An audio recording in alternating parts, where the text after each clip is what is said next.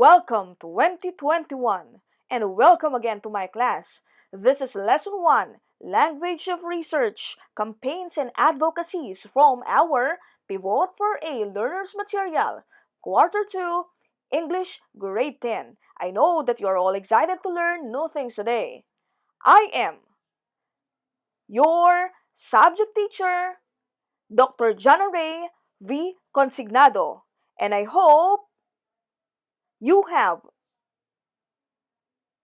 your notebook, paper, pen, and of course, our pivot for a learner's material quarter 2 English grade 10. Enjoy! Our learning objective. At the end of the lesson, you are expected to gain a clear understanding of the language of persuasion and different language features employed when writing in these fields of interest. Now, we consulted the Merriam-Webster. What is the meaning of research? It means careful or diligent search. Another meaning, studious inquiry or inquiry, both are acceptable, or examination, especially investigation or experimentation aimed at the discovery and interpretation of facts, revision of accepted theories or laws in the light of new facts, or practical application of such new or revised theories or laws, and the collecting of information about a particular subject. That is research. How about campaign? When we say campaign, this is a connected series of military operations forming a distinct phase of a war. And the other meaning, a connected series of operations designed to bring about a particular result. Example, we have election campaign, then the other one, an advertising campaign. How about advocacy? When we say advocacy, it means the act or process of supporting a cause or proposal. The act or process of advocating something. Language of research, campaigns, and advocacies. As a grade 10 student, you are being engaged in content and learning experiences that can help you gain deeper understanding of matters that will help you deal with real-world problems and solutions. In English, this involves understanding and using language to connect with others and creating a lasting impact within and across different disciplines. This lesson focuses on observing and understanding the common language used in the fields of research, campaigns, and advocacies. As you journey through this lesson, you are expected to, once again, gain a clear understanding of the language of persuasion and different language features employed when writing in these fields of interest. Have you ever listened to someone campaigning for a certain cause or talking about a particular advocacy? Examine the given material. How would you describe the way bits of information were presented and discussed?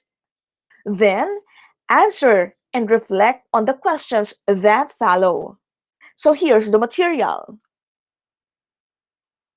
Mother Earth is crying. Climate change is affecting the entire world. Help us in saving our world, our home. Act now. Reduce, reuse, recycle. We also have You Can Save the Earth. For more information, visit www.savetheearth.org. That is the material. First question, what is the material about? Again, What is the material about? Second question. What specific message does it try to convey? Again, what specific message does it try to convey? Third question. Do you feel compelled to care or act after reading its contents? Why? Or why not? I will repeat. Do you feel compelled or forced to care or act after reading its contents? Why or why not? Fourth question. What particular part of the material made you feel that you are part of the issue? I will repeat number four. What particular part of the material made you feel that you are part of the issue? Number five. When and where do you usually encounter materials like the one you have just examined? I'll repeat. When and where do you usually encounter materials like the one you have just examined? Learning task 1. Read the statements carefully. In your notebook, write true if the statement is correct and false if it says otherwise. I will repeat. You will write true or false. First, language plays an important role in achieving one's purpose for writing. I will repeat. Language plays an important role in achieving one's purpose for writing. True or false? Number two, supporting a campaign or an advocacy requires the use of strong, persuasive language. I'll repeat. Supporting a campaign or an advocacy requires the use of strong, persuasive language.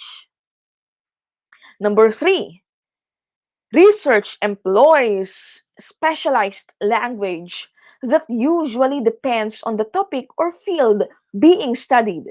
I'll repeat number three. Research employs specialized language that usually depends on the topic or field being studied.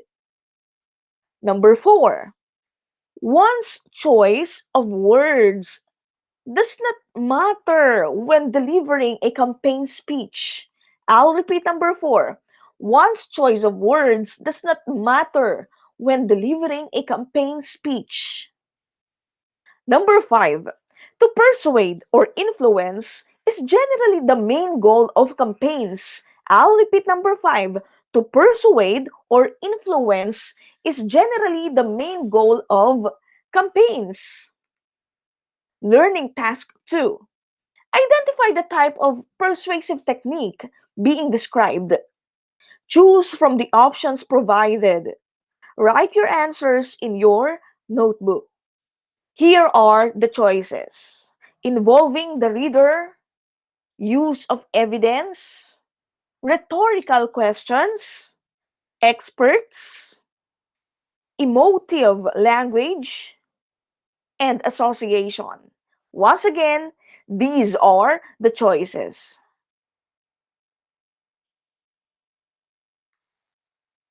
Number one, this technique makes use of facts, figures, and quotes from experts. I'll repeat number one. This technique makes use of facts, figures, and quotes from experts. We have the choices here.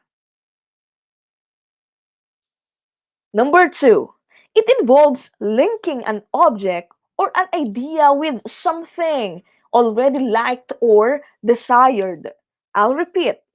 It involves linking an object or an idea with something already liked or desired. Here are the choices. Number three, it involves the use of words that evoke emotions. Again, number three, It involves the use of words that evoke emotions. And here are the choices. Number four, this persuasion technique makes use of expert advices from trusted personalities like doctors and scientists. We have here the choices. I'll repeat number four. This persuasion technique makes use of expert advices from trusted personalities like doctors and scientists. Number five.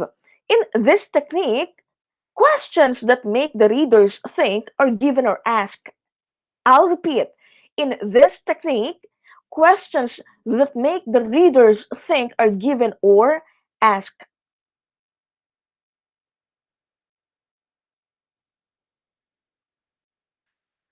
Language of research, campaigns, and advocacies. I know that you are all excited to know the language of research, campaigns, and advocacies. Now, when we say language, language plays an essential role in our lives. More than just serving as a way for us to communicate with one another, language also enables us to inform, entertain, influence, and persuade others. These are the roles of language: to inform, to entertain, to influence, and persuade others. This is usually the case when we engage in various fields of interest, like doing research work, campaigning for a specific cause, and supporting an advocacy.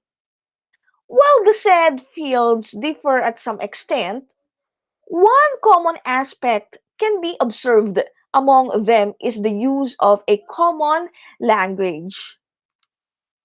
Research makes use of a formal, academic, and persuasive language.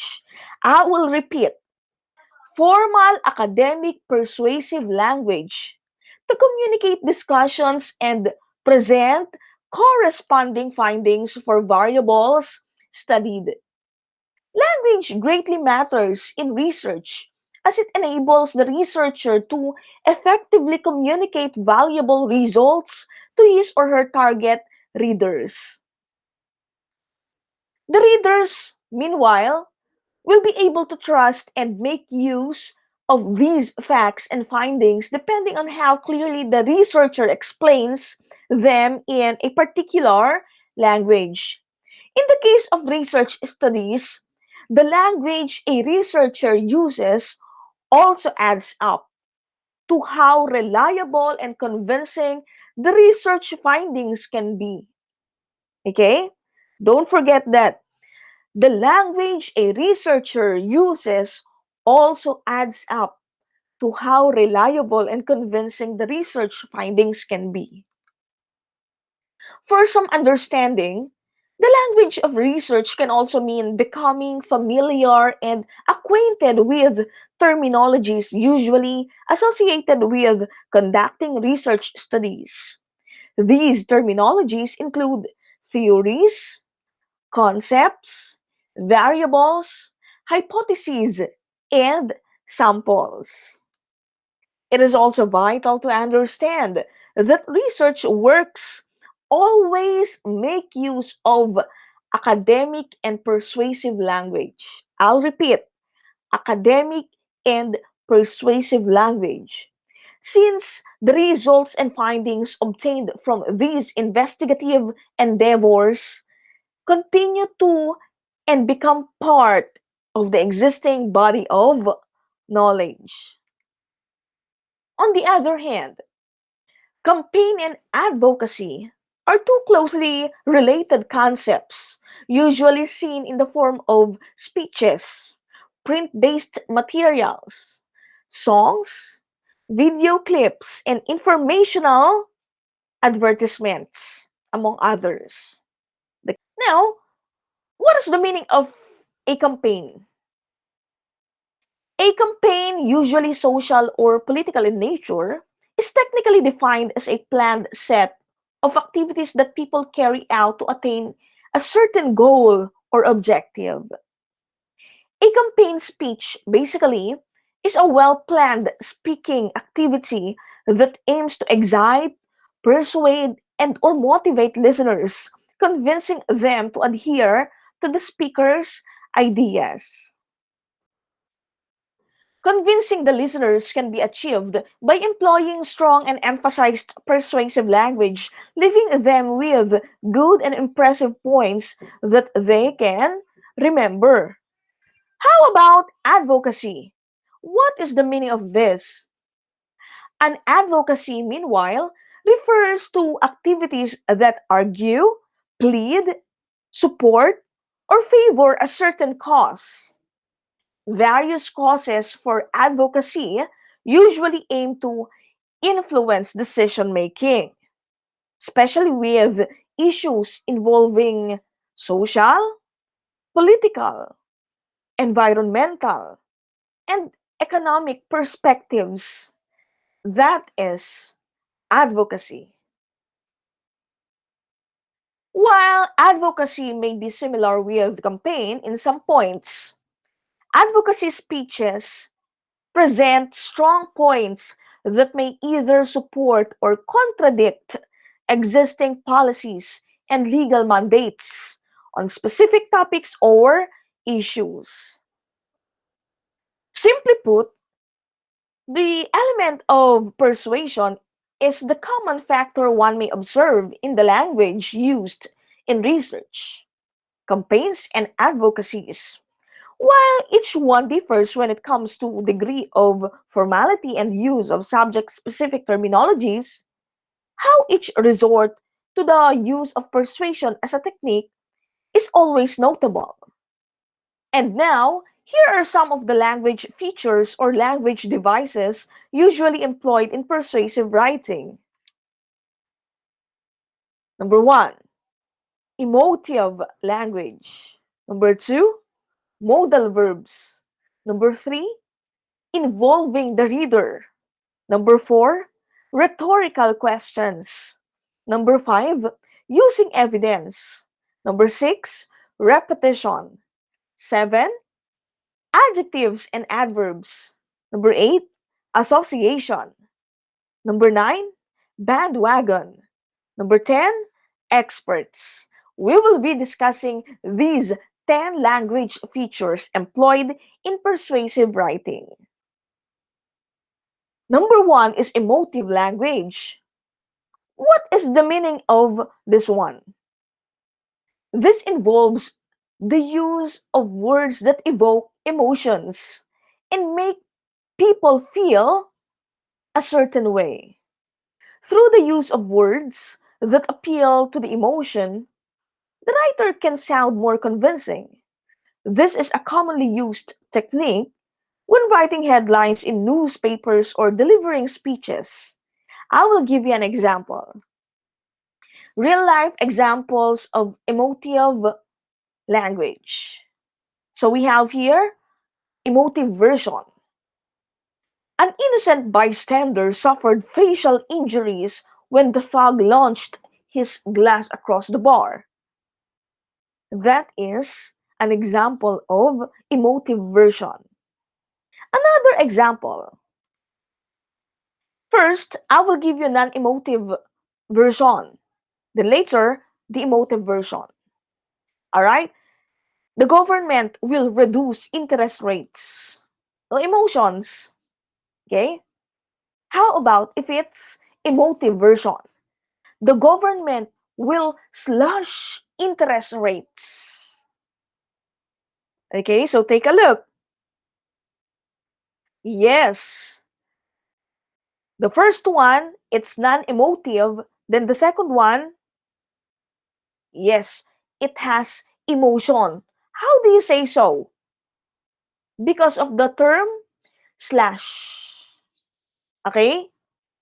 We will be repeating the meaning of emotive language. It evokes emotions. Okay? That is number one. How about modal verbs? The use of words that express modality or how likely something is going to happen helps adjust the level of certainty of events to suit arguments. When carefully chosen, these words may, might, will, must, shall, can, could, would, ought to help improve the quality of persuasive writing. Okay? So do not forget these words. And we call them modal verbs. Let me give you examples. Number one, this disease will cause suffering to many. Number two, the virus could be airborne. Number three, we must protect ourselves against this virus. Okay? So we used modal verbs. The first one, will, could, then the third one, must.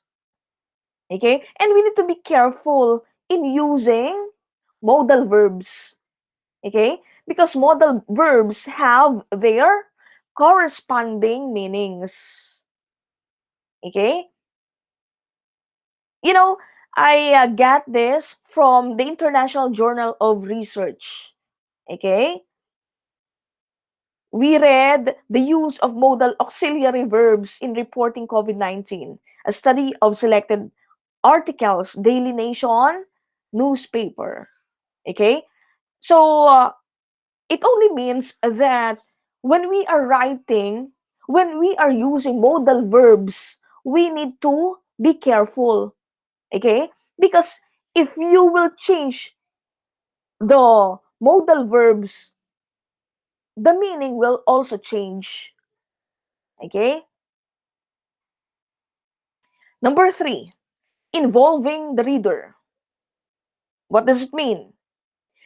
This is done through the use of personal pronouns like you, your, we, our, and indicative words like together. Using these words establishes a connection between the author and the reader. This way, the issue is made personal and more important to the reader. Okay, so I'll give you an example of this. Involving the reader. Look no farther. It's given. Okay? It's the first material we viewed a while back. Okay? Mother Earth is crying. Climate change is affecting the entire world. Help us in saving our world, our home. Okay? I will highlight these words as our. Okay? Meaning, we are following number three here, involving the reader. You can use personal pronouns. Rhetorical questions. These are questions that are not supposed to be answered. Instead, they are asked for effect to illustrate a point or let the reader think. The use of questions that sometimes state the obvious can convince the reader to agree on the points being presented. I will give you an example. Is rain wet? Okay. So, rhetorical questions. These are questions that are not supposed to be answered. Okay? Instead, they are asked for effect to illustrate a point or let the reader think. The use of questions that sometimes state the obvious can convince the reader to agree on the points being presented. It's obvious. Is rain wet? Rhetorical question. Number five, using evidence. This involves the use of facts, figures or quotes from experts to highlight the writer's authority and make the arguments presented more convincing. Evidence. Quotes from an expert's book, paper, or newspaper editorial. Conclusions from essays written by experts. Your own specialized knowledge if you have the credentials or experience to support it. And number 6 is repetition. This technique involves repeating keywords, phrases, or ideas to appeal to the readers. This is repetition. Let me give you an example of this. We have here sale, sale, sale, sale, sale. This is a technique to convince the audience. Another one, this is about coronavirus, COVID-19 adult treatment protocol, COVID-19 pediatric treatment protocol, COVID-19 consolidating blah blah blah. So this is about COVID-19 repetition.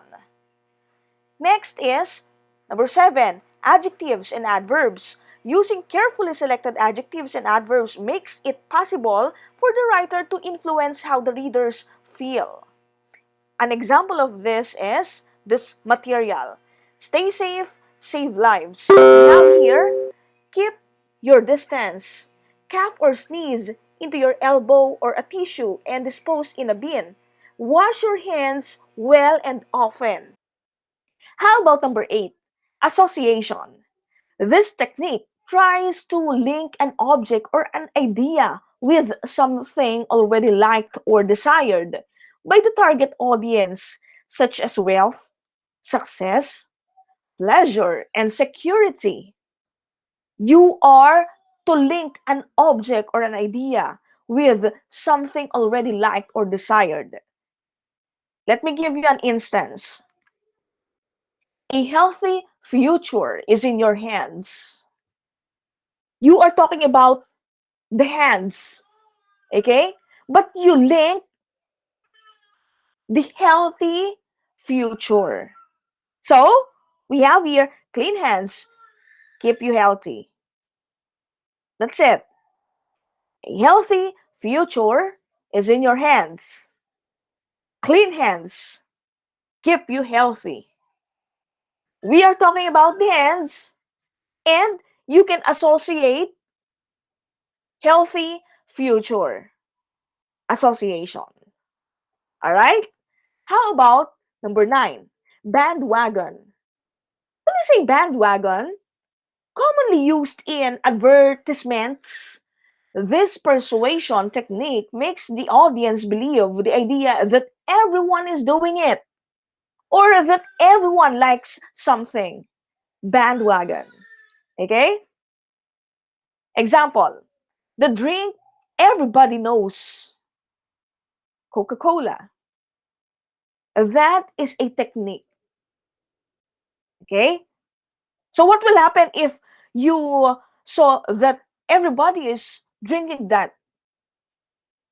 Okay? So might as well you'll be drinking that also. That is bandwagon. Okay?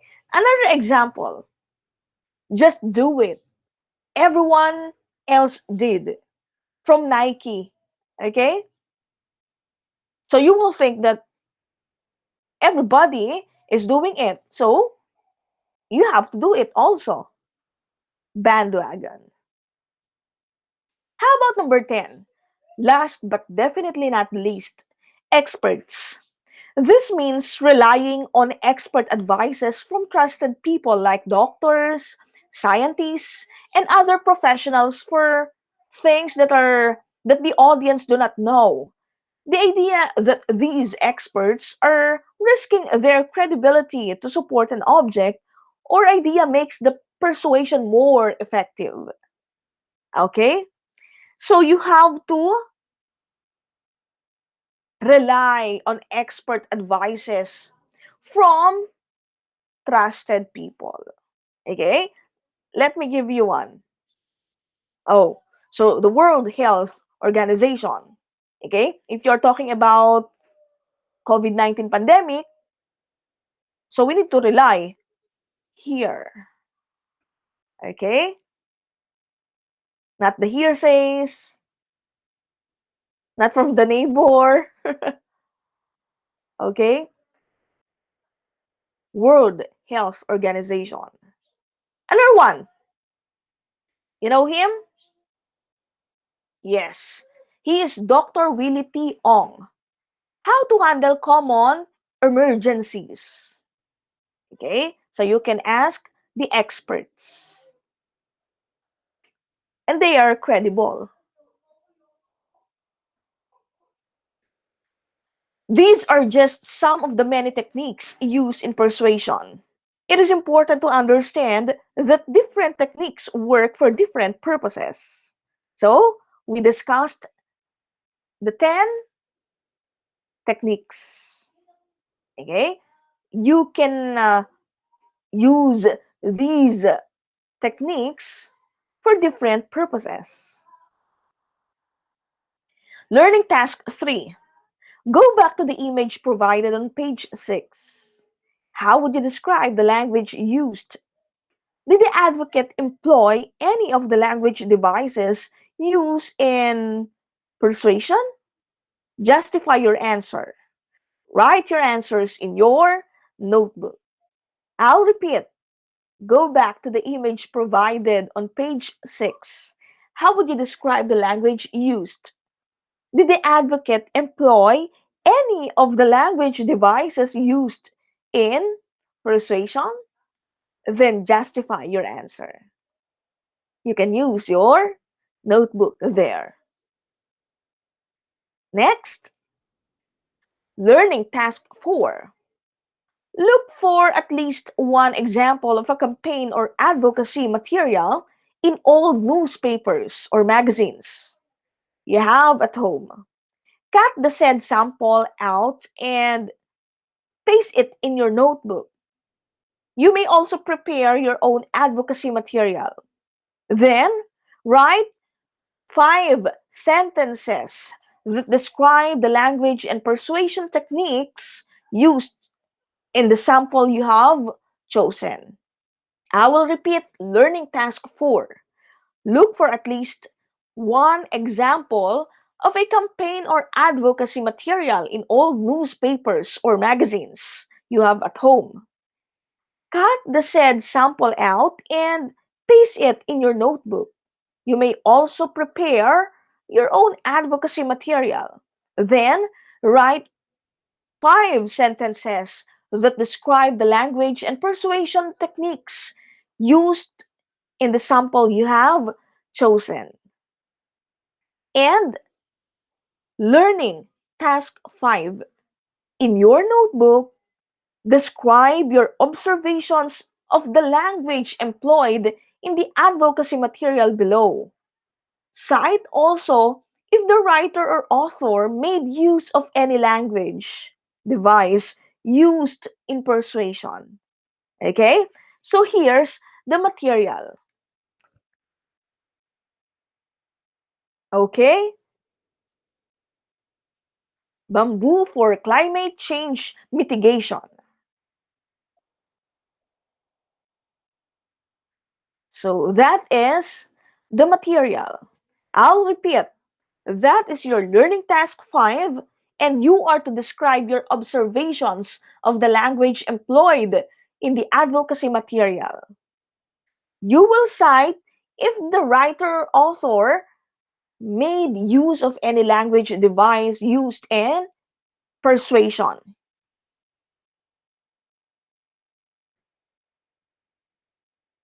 Now, use an appropriate graphic organizer to show how the use of language affects the way the writer convey ideas and information to the readers in various fields like research, campaigns, and advocacies. Do this in your notebook. Okay, I'll repeat. Use an appropriate graphic organizer to show how the use of language affects the way the writer convey ideas and information to the readers in various fields like research, campaigns, and advocacies. References. We have Pivot for a Learner's Material, Quarter 2, English, Grade 10. And our Merriam-Webster. We also have here the International Journal of Research. Now, questions. Do you have questions? If you have your questions, kindly use the comment back section. Go ahead. It is my pleasure to entertain your questions. Thank you. Good job. If you understand this lesson, please click like. Thank you very much. Handang isip, handa bukas. Sama-sama sa pagsulong ng edukalidad. I am Miss Jan-Ann-Rey V. Consignado, and please subscribe to my channel. Thank you. Stay safe, healthy, and happy. Bye-bye.